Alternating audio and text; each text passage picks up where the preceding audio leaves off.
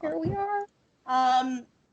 With this one, I really wanted to explore this idea that's been floating around in terms of how important it is to protect one's energy. And I mean by one, I mean yourself, like protecting your own energy. Mm-hmm. And the reason why this comes up, and it's been coming up very frequently, is because I feel as though I'm in a place where I'm very much attuned and very much tapped into myself. And in that kind of connectedness with myself, I have there's just a better, like a telephone line between my mind, my body, and my surroundings, and what it is that I need to just be okay. And by be okay, I just mean to feel happy, to feel positive, to even illuminate areas in my own life where I'm doing well. I just want to feel good all the time. And when I don't protect my energy from anybody that's going to absorb that from me, I'm just drained. It's even why I had to come home today and have a little nap, because I was in a situation where, and it was someone that I loved, but I was in a situation where I saw that their negative outlook on things was starting to bring me down. And instead of like allowing myself to just get in it and just like start to go down that vortex as well, I was like, you know what? I'm just going to simply remove myself from that, because I need to protect my most precious commodity, which is my inner light. And I felt like that was being diminished. And things like that have been, situations have been coming up more frequently. In which I've had to be very much aware of my own energy and very much attuned into how do I make sure that I'm nurturing this, like watering this plant that's constantly growing, and it's beautiful to watch it grow, but it can be taken away so quickly by someone else's outlook. And then that energy is projected onto me, and then I absorb it, and then the plant just dies before my eyes. So, yeah, I mean, I just really kind of want to explore that a little bit more in terms of what it means to protect one's energy, and especially from the people that we love, because I think with that, we often will allow things to happen for far too long and have our energy just sucked away from us because we make these excuses for people that are in our lives that should be building us up. They should be nurturing that energy. They should be fostering it. They should be watching it grow. But yet they're just like holes in a cup that is constantly being filled, but it can never be truly filled because it's just getting like drained. Yeah. Yeah. I think you answered a lot of it within that. Like when you made the comment of how you take a step back and said, okay, I need to just have that little bit of space, and you see it after the fact by coming home and napping and doing what you need to do after to re-top up.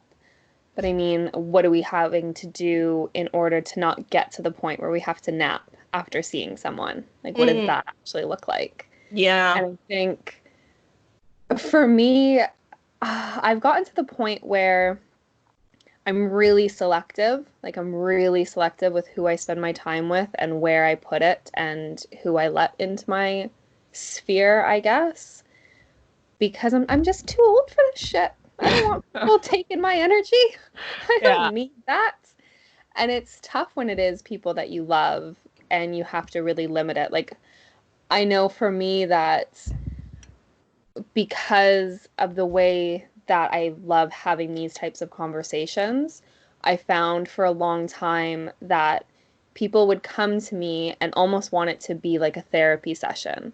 They would say like, oh, we're friends and this is us catching up for like coffee, or this is us just hanging out. But really, what it turned into was a therapy session.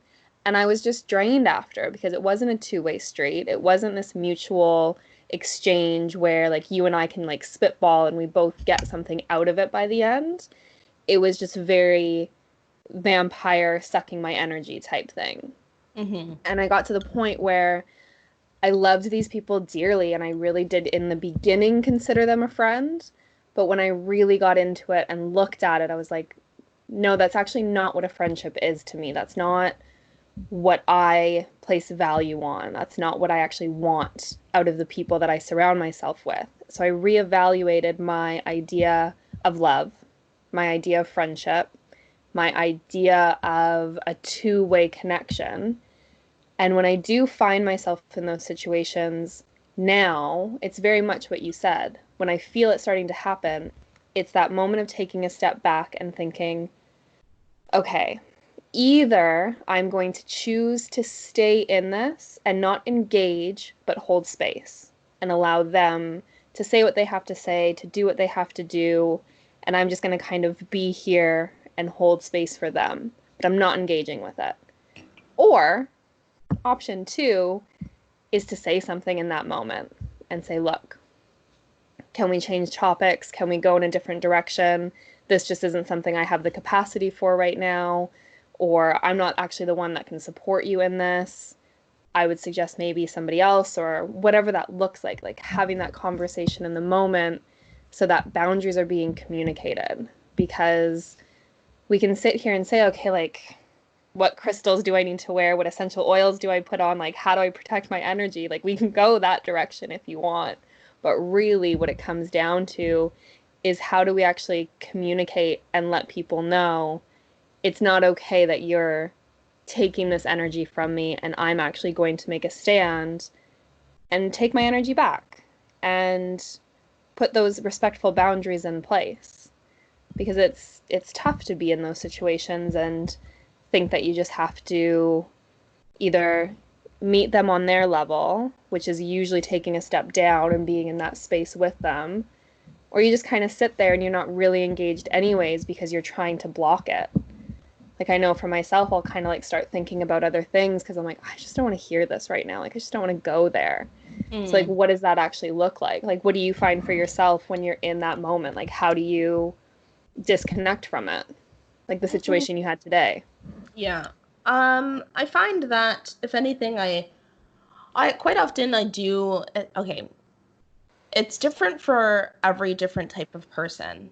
And they want to get into the second part of this because if I'm in this space when it comes to family, that's a completely different conversation and narrative that I have to create for myself in order to get through that. But exclusive of that, when it's a friend or let's say it's a lover, because that person is essentially your friend. I would hope that, you know, if you have a lover, they've become your best friend in some sort of capacity. In that space, I'm more likely to kind of get on that level rather than complete disassociate. Hold space for it, and then kind of just step away. It depends. It depends on the kind of space that's been created in the sense of, do I think by communicating how I'm feeling is only going to add more fuel to the fire here, or is it going to make them already feel more negative? Um, and if which case, if it is, then I kind of step away from it and I come home and I have a nap. It's not, if it's not, then yeah, of course there's a platform to actually explore how I'm feeling and actually communicate that and articulate it. So yeah, I mean, it could go either one of two ways. Now, the second part of that, and this maybe is a whole other discussion in its own right, is what do I do when it's someone like my family? And I think I really want to emphasize this point because we're really good at setting boundaries for every other person, boss, wife, husband, girlfriend, boyfriend, friends, best friends. We're really good at just being like this emoji and totally fine with setting those boundaries. Where it we become kind of where the waters get a little bit more murky is when we have family dynamics because naturally speaking, we already have these kind of like this hierarchy that we've put for families and it's like always on like it's on a higher grade than a lot of people will put their friends or their boss or whatever. In which case, it can be very difficult to actually articulate those thoughts because it's a respect.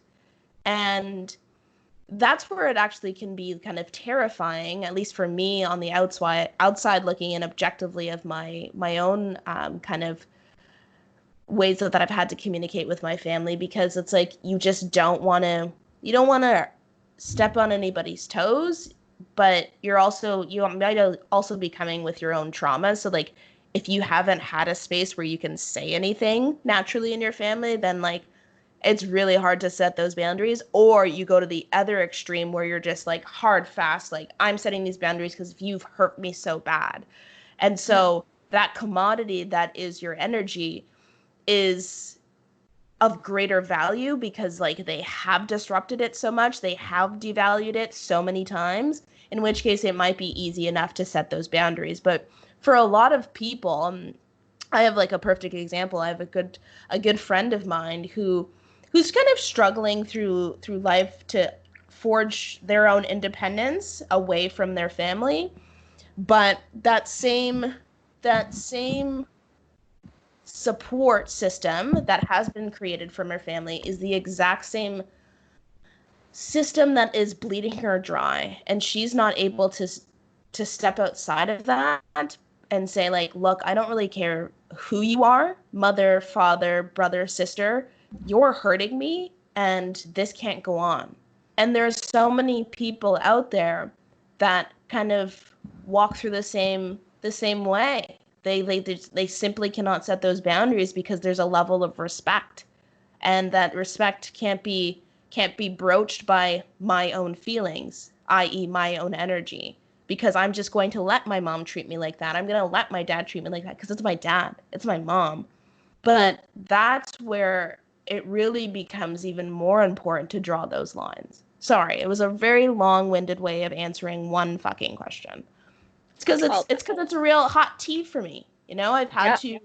I've had to navigate through these waters so many times, but more recently, where I went back home to visit my family, and intuitively I was like, you know what, I shouldn't do this. There's a reason why I don't go visit them often.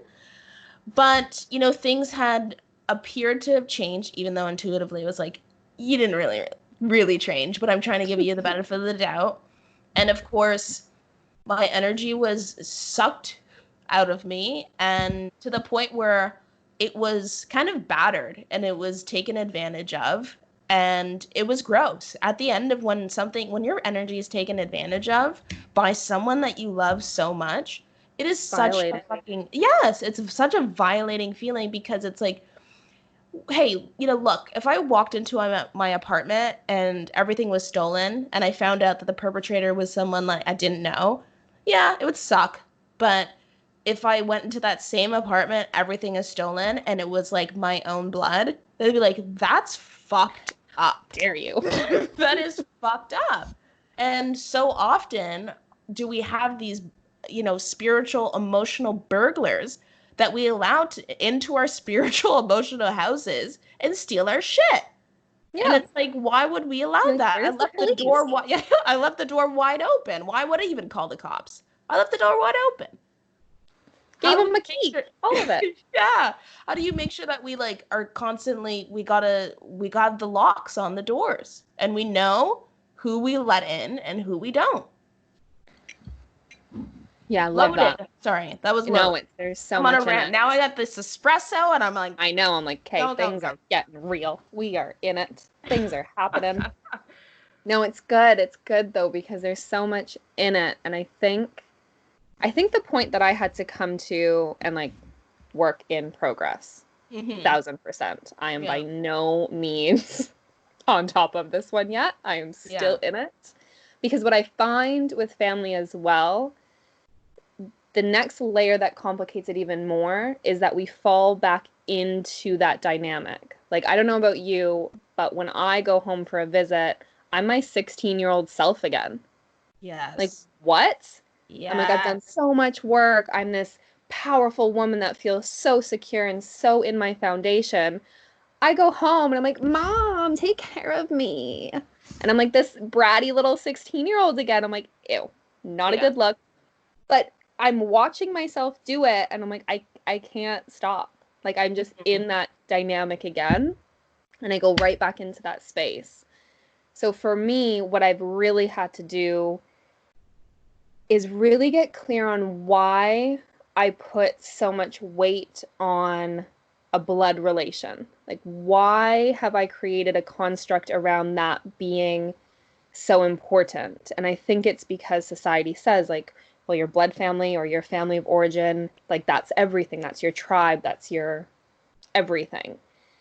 And so we think and feel that they should always have our best interest at heart. And we let our guard down and we step into those situations and we're like, I'm open, doors open, you've got the key, come on in, have fair game. But when I take a step back and I look at it from, okay, would I let my partner talk to me like that? Would I let my best friend make me feel like that? Would I let XYZ do that and take my power from me? Mm-hmm. No, I really would not. And so what it's come down to for me is I always have to check back in and say, are you looking at this from your trauma dynamic or your healing dynamic? Or are you being subjective, objective, taking a step back and thinking, okay, this is how they're coming at it. And that's now I can handle it in that way. Because a lot of time we put a filter on it of those trauma or those healing dynamics. And not only do they take the energy, but we gift it. As soon as we're stepping into that space, we're like, have it. I don't need it anymore. It's yours. So I had to come back and say, okay, what does this now look like? So when I go into those situations, I kind of have this like little pep talk beforehand where I'm like, okay, we're going in and you're staying as this person. You're going in whole. If there's moments where you feel tension rising or whatever, go to the bathroom. Like take a break, go step in there, take a moment, take a few deep breaths, and then re-enter. Like I give myself permission to feel the vulnerability and feel the discomfort of going into those situations. And anytime that I feel myself slipping back into the old or playing into those roles that I think they've created for me, I step away and say, okay, take a breath and then go back in there. And then if it gets to the point where I need to leave, I leave and walk away. But then I have to get really clear with myself because it's not that they're taking my energy, it's that I'm gifting it. Like I am straight up giving it to them because I'm bowing down to this story that I've created for them. They're not treating me in a certain way, but my trauma puts a lens or a layer over it that says, this is what they meant by that. This is what they're saying in that. When no, they're not. They're just saying whatever it is, but I've flipped the script and I've made it become something different. So I've had to get really clear on what that looks like. And there's moments where I really have to remind myself, like, you're just giving your energy away right now, or you're giving your power away. It's not them. They're not taking it. Because and I hear it in what you said, when you said your gut knew that you shouldn't have went, or your gut knew that things weren't going to be different. That's a big indicator for me when I look back and think, oh, I knew this birthday party or this whatever was going to go exactly like this. Then in that moment, they took nothing from me. I literally packaged it, tied it with a bow, and said, Merry Christmas, have this. So those are the moments that are so yuck and make me feel so shit because I'm like, I knew this. And so that's an uncomfortable place to be, like self-reflection and being like, oh, fuck, I knew it. And I walked in anyways, or I left the door open anyways. Like I think that's the discomfort. Because why do we think anyone can take anything from us that we're not readily giving to them? And I don't mean material possessions, because anyone could literally just come in and pick something up. But I mean, why do we think anyone can take our happiness or take our contentment or our fulfillment or our energy? Like, where did that come from?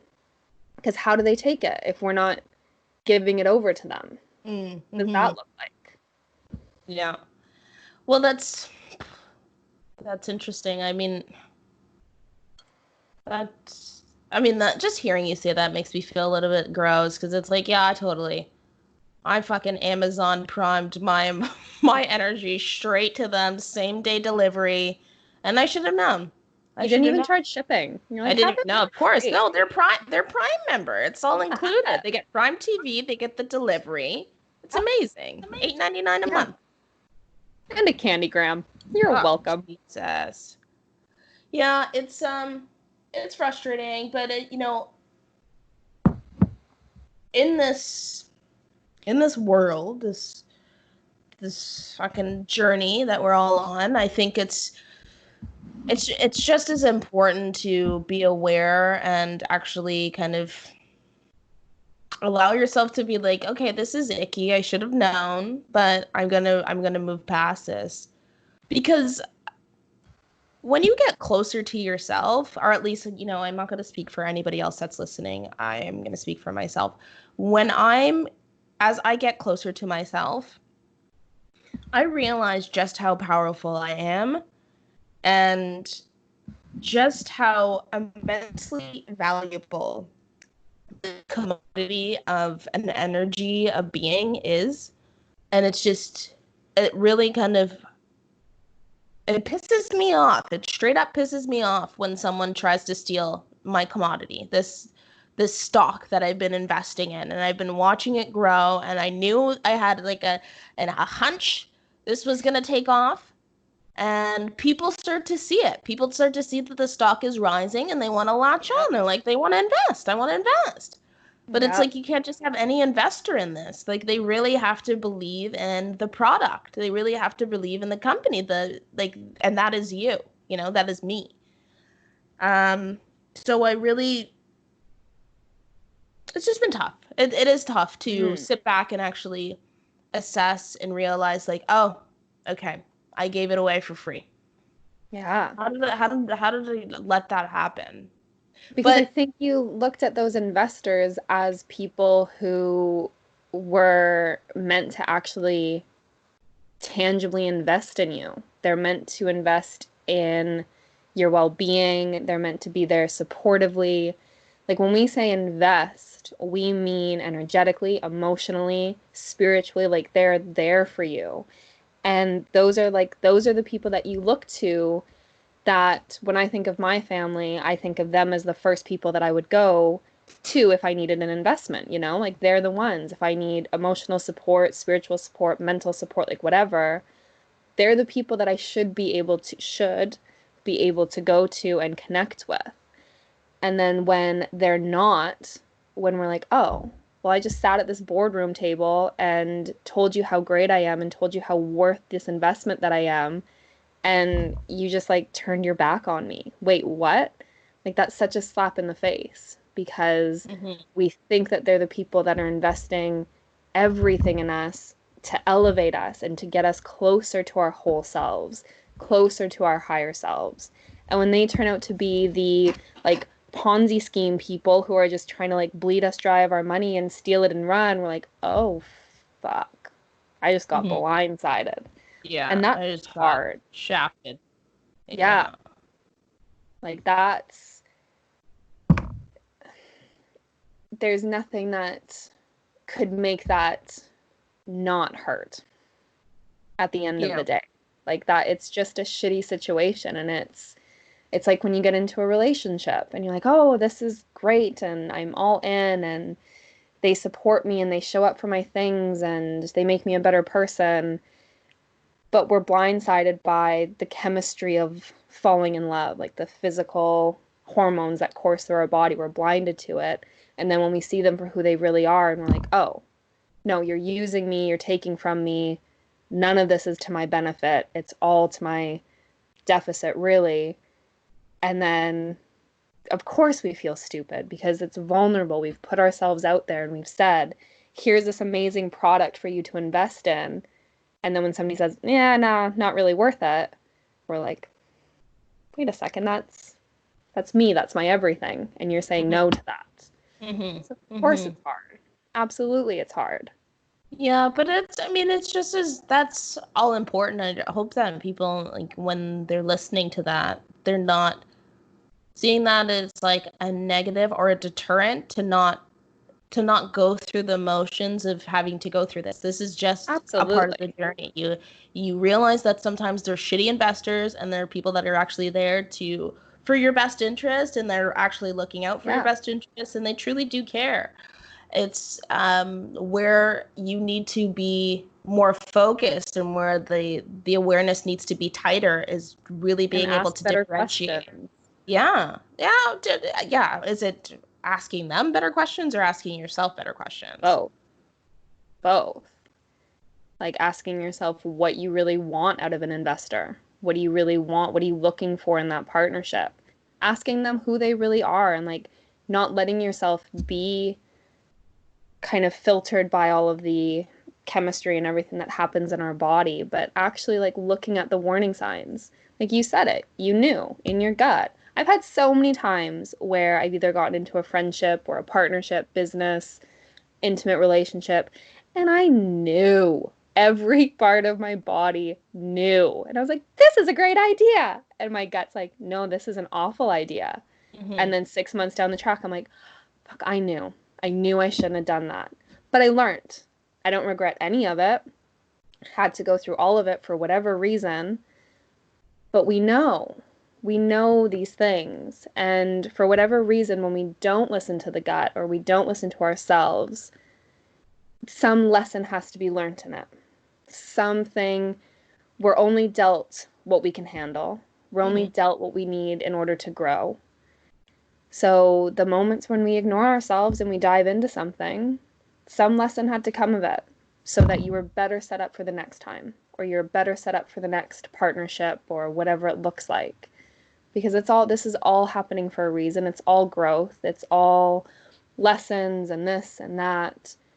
And I think it's worth every step, like every tear I've cried. I don't regret any of the things that made me feel that way Mm-hmm. because I've learned so much from it. Yeah.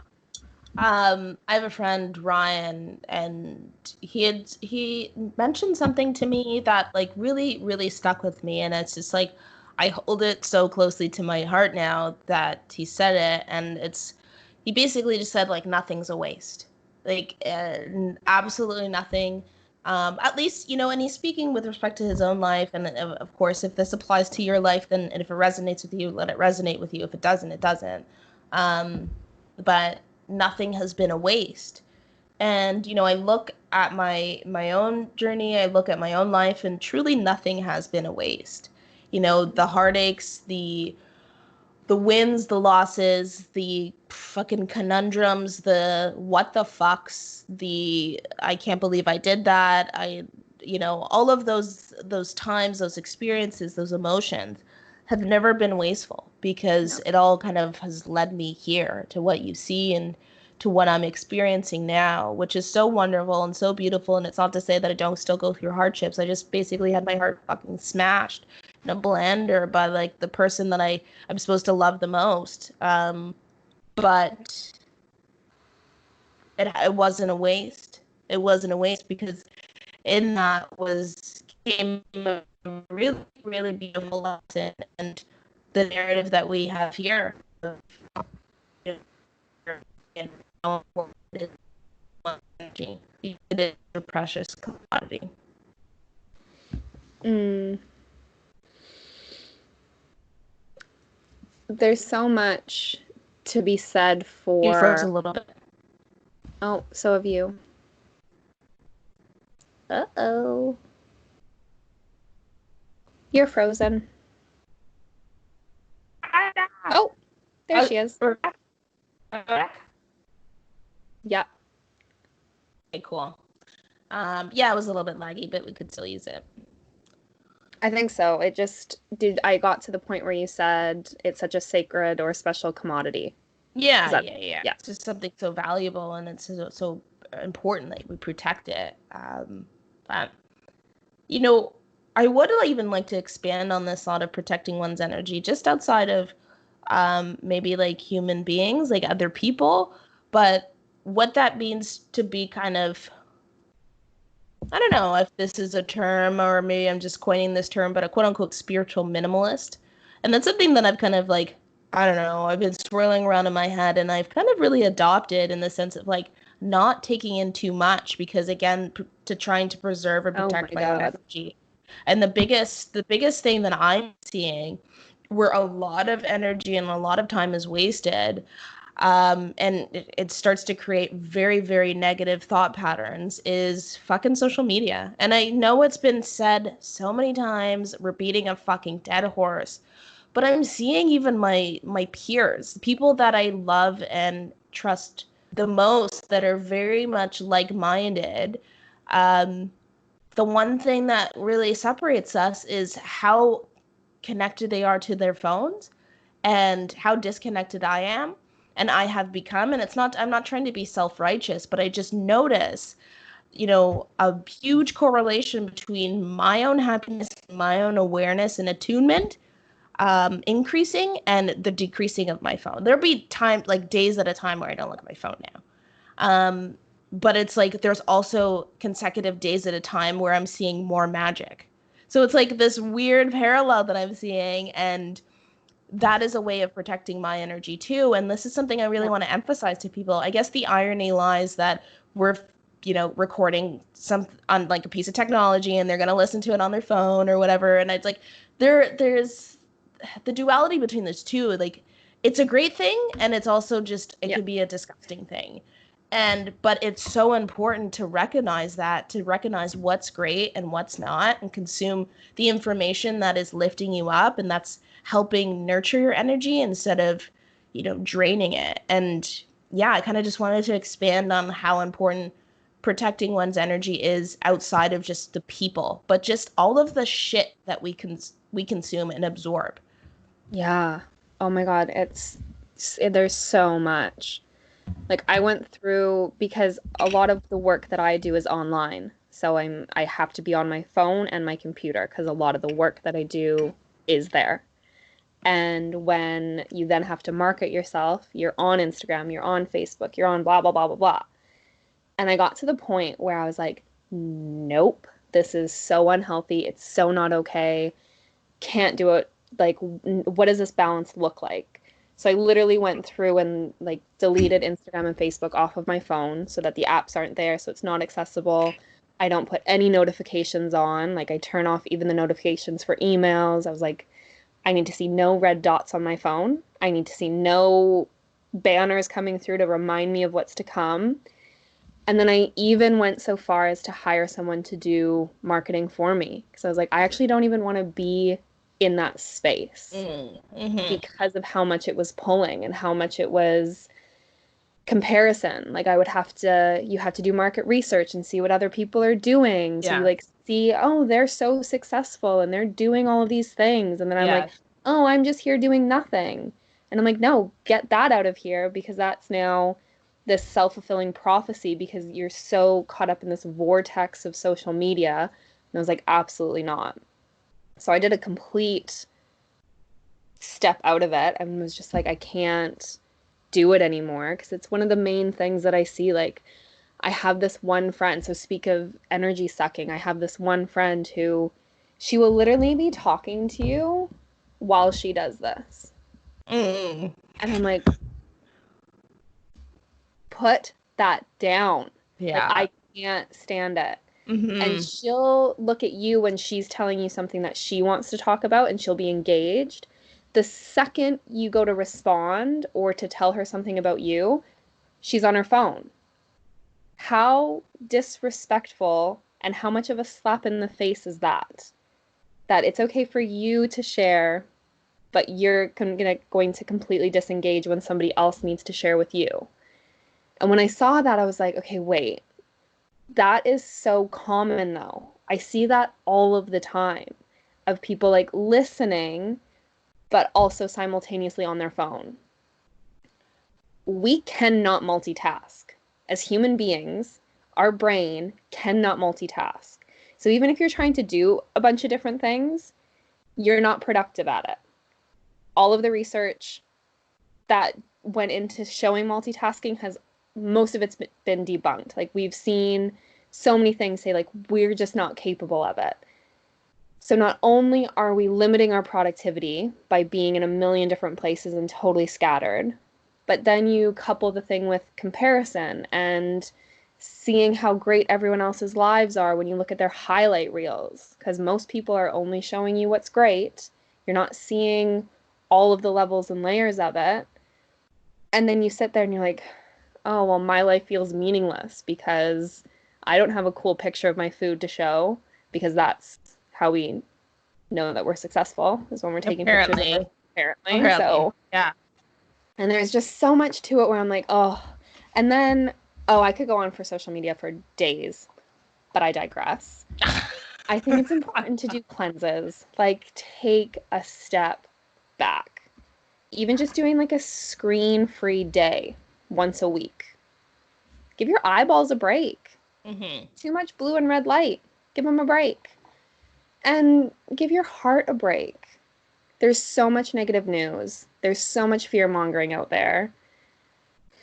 I know for myself, the other thing that I'll say is for me, I have such a fire in me, and I have this very like advocate and activist part of me where I need to make change and I need to feel like I'm doing something and contributing in some way. So when I'm on social media or I'm seeing the news or hearing or reading the news and I see the state of the world, it's crippling because you feel like there's nothing that we can do because there's so much negativity and there's so much work that still needs to be done. And it can take away from the beauty that you see. When you're so caught up in that world and seeing all of it, it can put like this gray film over everything else because you feel bad about what's great in your life because you're like, oh, well, this war is happening over there and this animal's about to go extinct. And you can go on this whole just terrified overwhelm. And that in itself takes away from your spiritual wholeness too, because you're then further disconnected from your truth, you're further disconnected from yourself, and coming back to that collective oneness. There's so many reasons that we need to put the phones down. So Mm-hmm. many reasons. Yeah. And I mean, to tie this all back, I really truly do feel as though the biggest reason to do this, besides any sort of neurological changes that are happening, besides any like hard science, the soft pseudoscience that I'm going to put out there is just protecting your fucking energy, protecting your most valuable commodity, your Yeah, inner source that is you need ready it. and willing to fucking shine brightly, like to take you to places that you could never go. That energy that you're creating, that you're fostering, fucking protect it. That's And all you got. by any means necessary. You know, protect Yeah. it from people that are going to drain it, protect it from things that are going to drain it. You know, and that we can expand so many different ways, but whether or not that thing is social media, whether it's, you know, a shitty job, whether it's whatever the fuck it is, protect this commodity that is your energy because that's going to open up so many different opportunities and so many different multiverses that you could be living and so many beautiful ones. But if you're not protecting yourself from these things that are draining of your energy, fuck, you're not ever really going to reach your potential, I don't feel like. And I'm not going to be self righteous because I'm still in the pursuit of really achieving my highest potential. But I'm noticing a real, you know, bold, hard correlation between actually achieving my potential and protecting my energy. Once I started really fucking protecting this energy, I'm noticing the path has been made more clear of what my potential is and how I Yeah, can actually achieve it. So that's kind of the absolutely. theme of what I wanted to tie this all back to, like how important it is, because I feel as though we're at an interesting time where so much potential can be achieved because we just went through the weirdest fucking thing of our lives, this COVID shit, where we actually all globally, collectively had to take a break. We're all sent to our rooms. and had to figure things out. And in that process, I don't want to get too far into this because I think this is a whole other podcast in its own self.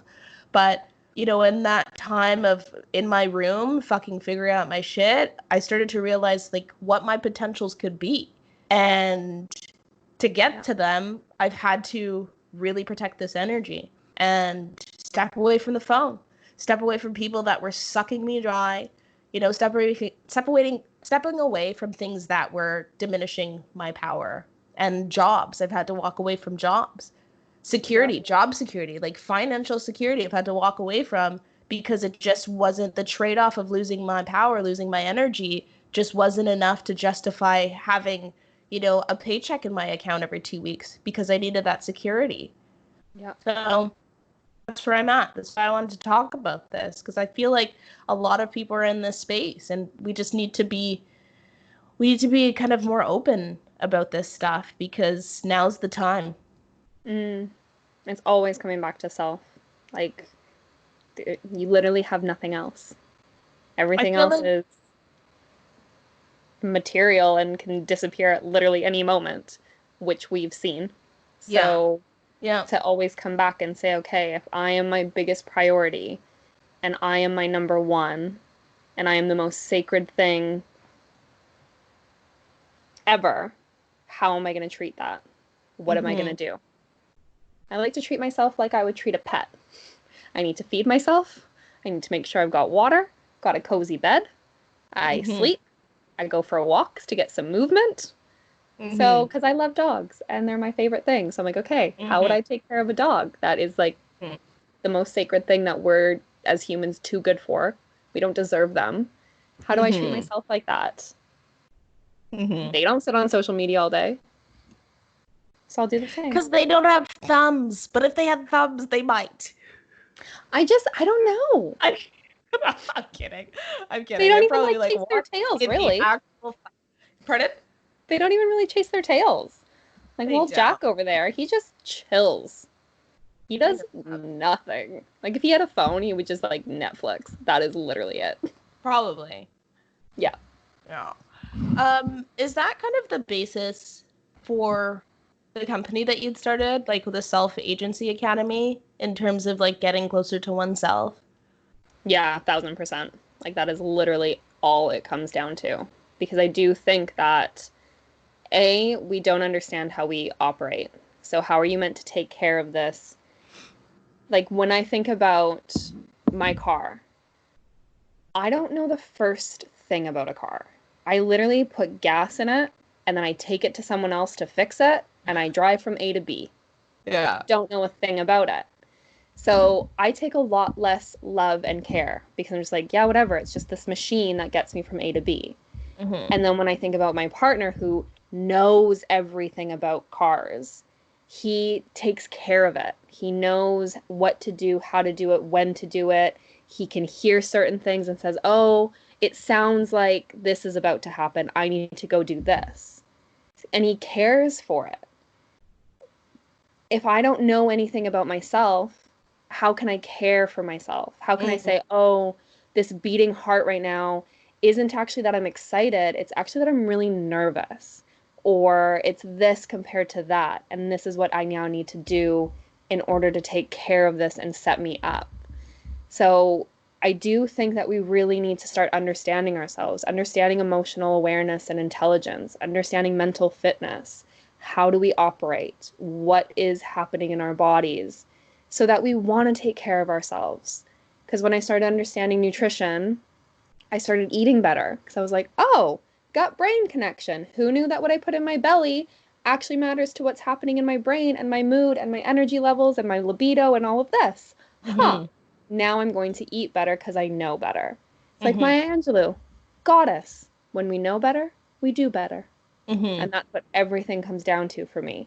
When we Mm-hmm. know better, we can then do better. Now that maybe somebody heard for the first time what it means to actually take care of your energy and protect it. So now they might go forward and think, oh, I do notice that when I'm around certain people, I get really, really drained. What was that podcast that I heard? Okay, this is a moment that I actually need to go for a nap or I need to step away from the situation because now they know. So Mm-hmm. for me, it's all about figuring out how we operate, what we do, so that we can start to do better and take care of ourselves, fill our own cup, and then take care of others. Mm-hmm. Self is always first. Of course. I love that. You know, I'm a shitty friend. I haven't even like gone through all that it is that you do with the Self Agency Academy. So selfishly, I was asking this question because I was like, I'm gonna pretend to already know this. Yeah. Tell me. Oh, and I think that's really awesome. And I'll definitely as always, I'll link all of your stuff to the bottom of this video and the recordings that we put out there on Anchor.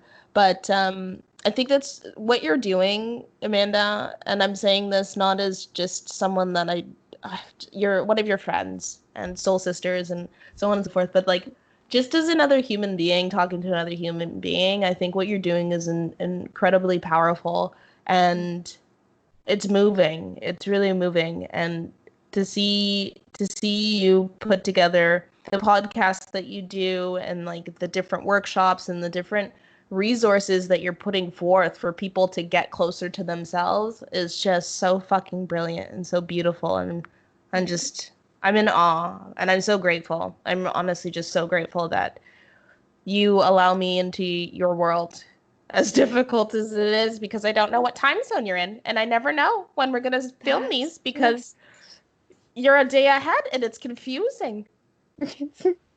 Only for you. Oh shit. When you were like, why don't you just use the world clock app that's like already built into your phone? Like literally my mind fucking blew. I felt like I was gonna have an aneurysm, like figuring out the internet for the first time. Like it was just like, I can't believe that exists, because I've been asking Google and it's really confusing. Like, what time is it in New Zealand right now? I've missed filming podcasts like in a whole day because I wasn't sure.